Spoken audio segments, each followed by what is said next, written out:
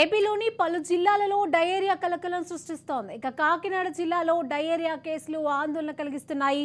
ఇప్పటి వరకు డయేరియా బాధితుల సంఖ్య 210కి చేరగా ఆసుపత్రుల నుంచి 140 మంది డిశ్చార్జ్ అయ్యారు. డయేరియాతో కొమ్మనాపల్లికి చెందిన నాగమణి, వేట్లపాలెంకు చెందిన సత్యవతి అనే ఇద్దరు మహిళలు మృతి చెందడంతో ప్రజలు భయాందోళనకు గురవుతున్నారు. ఇక డయేరియాకు కాకినాడ జీజీహెచ్లో ప్రత్యేక వార్డులను ఏర్పాటు చేశారు. ఇక డిహెచ్ఎంఓ ఆఫీస్లో నిరంతరం మానిటరింగ్ చేసేలా హెల్ప్ లైన్ సెంటర్ను అధికారులు ఏర్పాటు చేశారు. తొండంగి మండలం, కొమ్మనాపల్లి, సామర్లకోట మండలం, వేట్లపాలెంలో వైద్య బృందాలతో ప్రత్యేక క్యాంపు ఏర్పాట్లను చేశారు. కలుషిత తాగునీటి సరఫరా, పైప్ లైన్లు లీకేజీలతో డయేరియా కేసులు పెరుగుతున్నాయి. ఇక వాటర్ శాంపిల్స్ ను కలెక్ట్ చేసి ఆర్డబ్ల్యూఎస్ అధికారులు టెస్టింగ్ కు పంపారు. ఇదే అంశానికి సంబంధించి తాజా అప్డేట్స్ మా ప్రతినిధి దుర్గారావు అందజేస్తారు. దుర్గారావు.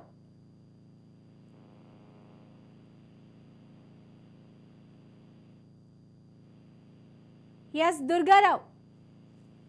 కాకినాడ జిల్లా వ్యాప్తంగా అయితే డయేరియా కేసులు అయితే కలకలం రేపుతున్నాయని చెప్పొచ్చు. మొన్న వేట్లపాలెం ఈ రోజు మరియు తుని పరిసర ప్రాంతాల్లో కొన్ని ప్రాంతాల్లో అయితే డయేరియా కేసులు విజృంభించాయి.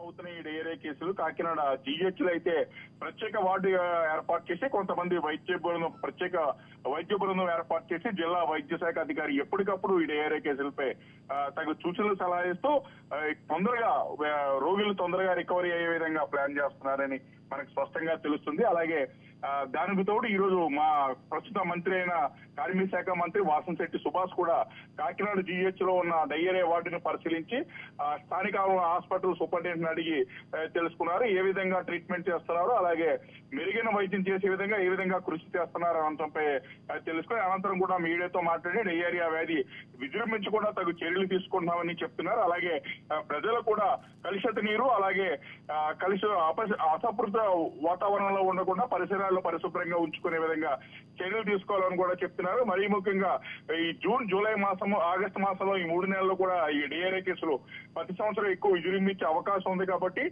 తాగునీరు కలుషితం అవ్వకుండా ప్రతి ఒక్కరూ కాసి చల్లార్చిన నీళ్లు తాగుకునే విధంగా చూసుకోవాలని చెప్తున్నారు. అలాగే వాటర్ వర్క్స్ మరియు ఇతర గ్రౌండ్ వాటర్ విభాగానికి కూడా కొన్ని సూచనలు సలహాలు కూడా జిల్లా వైద్య శాఖ అధికారి కూడా చేశారు. ఎప్పటికప్పుడు ప్రజలకి మంచినీటి సరఫరా చేసే విధంగా కృషి చేయాలని చెప్తున్నారు. ఎందుకంటే అక్కడక్కడ పైప్ లైన్ లీకేజ్ అవ్వడం మరియు ఇప్పుడే గోదావరి నీరు గ్రౌండ్ వాటర్ అడిగంటిపోవడం వల్ల, లాస్ట్ వాటర్ రావడం వల్ల, ఈ అపరిశుభ్రత వాతావరణం ఉండడం వల్ల ఈ డయేరియా కేసులు ఎక్కువ విజృంభించే అవకాశం ఉంది. మరి ముఖ్యంగా గ్రామీణ ప్రాంతాల్లో అయితే ఈ డయేరియా కేసులు ఎక్కువ విజృంభిస్తున్నాయి. ఎందుకంటే అక్కడ కొన్ని గ్రామీణ ప్రాంతాల్లో శుభ్రత వాతావరణం ఉంటుంది. అలాగే నీరు కలుషిత నీరుగా ఉండడం వల్ల ఈ ఎక్కువ తాగడం వల్ల ఇలాంటి డయేరియా కేసులు బాధపడుతున్నారు. అయితే ఇప్పటికే ఇద్దరు మృతి చెందారని మనకు స్పష్టంగా తెలుస్తుంది.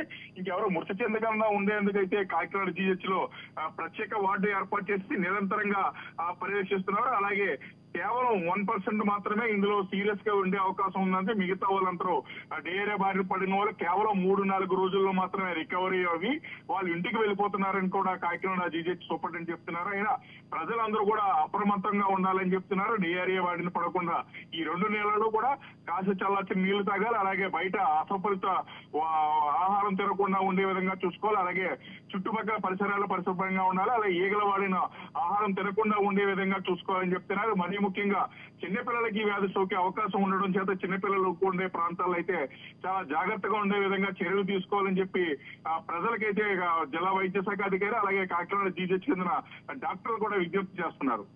Right, thank you Durgarao.